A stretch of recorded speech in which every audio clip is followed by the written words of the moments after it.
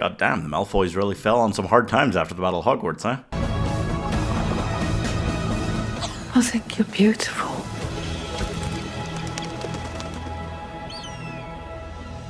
Are you ready?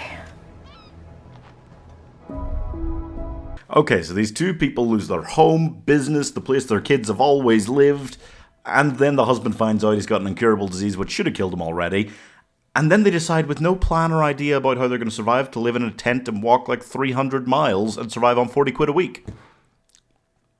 I wouldn't believe that two educated people would do that, except that this is based on a true story. There's other ways to get, like, help in the UK, right? Ugh. The Saltpath stars Jasonisaacs and Gillian Anderson as Moth and Rainer Wynn. Their last name is Wynn. I love that irony. I also breezed right over the fact that his name is Moth. Anyway, they lose their home, start walking. He literally looks like he's about to keel over in the first scene of them walking, and for every other scene that it shows of them walking, which is a lot of the first, like, 50 minutes hour at least, yeah. I guess he's a testament to not giving a fuck about your health, I guess. That's, yeah. Anyways, this was the kind of film that I went into a fairly crowded screening quite early in the day, and I was less than half the age of the majority of the people there. It's that kind of, yeah, nice old person movie. Good vibes, fascinating and weird story, though. So they're walking to Land's End, their progress seems imperceptible, I mean horrifically slow, and that is the only thing that made this film feel like a bit of a drag at times to me, was that it felt like it was moving so slowly because they were moving so slowly. Like, and yeah, and I get why it came up on the screen so often, how many miles of the trail they'd walked, but it did, because that was moving up so slowly for at least that first, like, hour. I was kind of going like, like, this feels like a really long film, even though it's not moving that slowly. Like, things are happening, and it was good things. It was enjoyable the entire time. It just, every time that came up, I was kind of like, right, they're not exactly close to the end, and we've been going for like 50 minutes. So I feel like that kind of held it back a little bit. The thing that really made the film work, though, is that Jasonisaacs and Gillian Anderson just had this ridiculous chemistry. It was so good.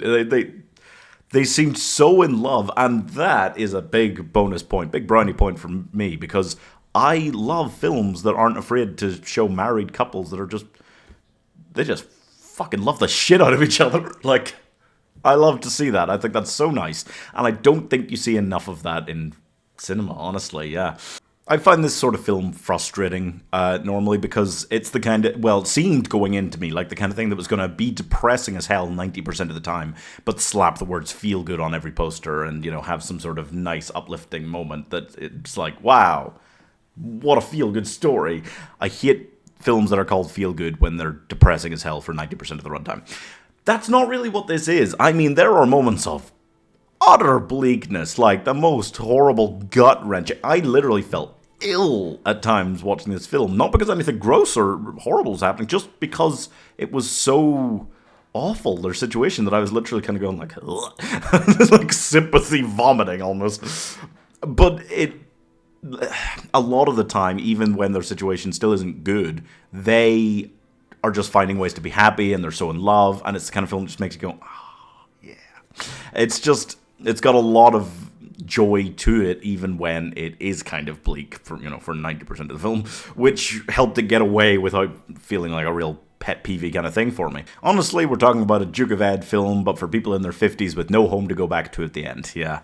They are definitely the wittiest homeless people I've ever seen. I still feel a slight pet peeve over this, because it really tells rather than shows us kind of some of the stuff at the end which happened to them, which I feel like is a little bit of a shame.